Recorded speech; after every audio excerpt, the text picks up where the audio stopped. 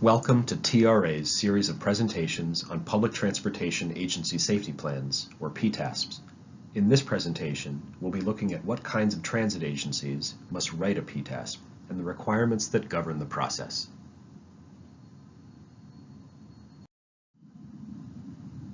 For more than 25 years, TRA has provided technical and management consulting services in transportation and transit system safety, regulatory compliance, operations, maintenance, capital investment programming, asset management, security, and emergency preparedness. TRA is one of the most trusted consulting firms in the U.S. transit industry, and we've worked with transit agencies of all sizes throughout North America, both bus and rail. Our expertise runs the gamut in public transit, and we also provide legal and policy expertise in public transit regulations and compliance. So what is this new federal requirement? The rule for the PTASP is part of 49 Code of Federal Regulations, or CFR, Part 673. The Federal Transit Administration, or FTA, has determined that the rule will go into effect in July of 2019, with an additional one-year window for compliance. This means that affected transit agencies and states will have until July 2020 to have a compliant PTASP in place. The PTASP rule is part of the FTA's National Public Transportation Safety Program. Congress granted the FTA broad authority to require these safety programs at transit agencies throughout the country. So who exactly needs to have a compliant PTASP by July 2020? First, all rail transit agencies. This includes those rail transit systems not regulated by the Federal Railroad Administration and are already subject to the State Safety Oversight Rule contained in 49 CFR Part 674. For such agencies, the PTASP will replace their existing System Safety Program Plan. Next, the PTASP rule applies to most, though not all, bus agencies.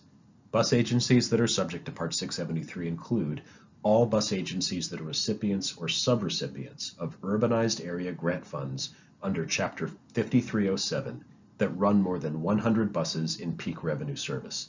These agencies must write their own PTASP. For those bus systems that are part of a larger multimodal agency, such as one that has both rail and bus transit service, your agency can choose to develop either a single PTASP that covers all modes or separate PTASPs for each mode.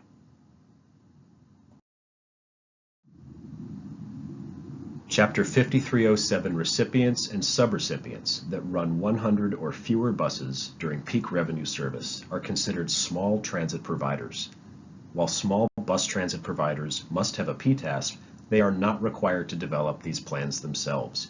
Rather, states are responsible for developing the PTASP for small bus transit providers unless the provider opts to write the plan themselves in-house. Please note, as a small transit provider is not the same thing as a rural transit provider.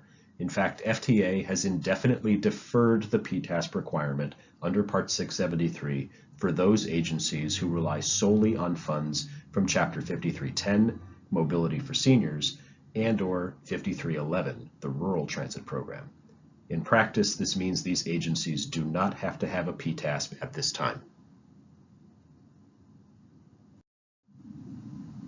Small bus transit providers are required to have a PTASP and to implement it. They are not, however, required to write the PTASP themselves unless they opt to do so.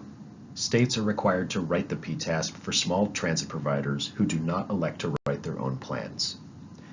States have an important role to play with their covered transit agencies with regard to safety management. States are already required to oversee rail transit agency safety through the State Safety Oversight Program, including auditing the implementation of the PTASP by covered rail transit agencies.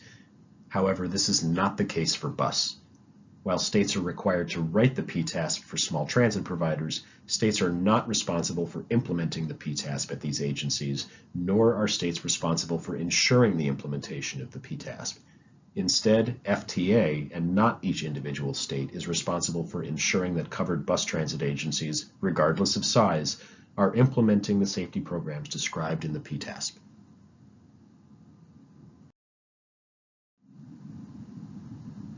If you're interested in hearing more about public transportation agency safety plans, check out TRA's series of presentations. You can find all of them right on our website, traonline.com.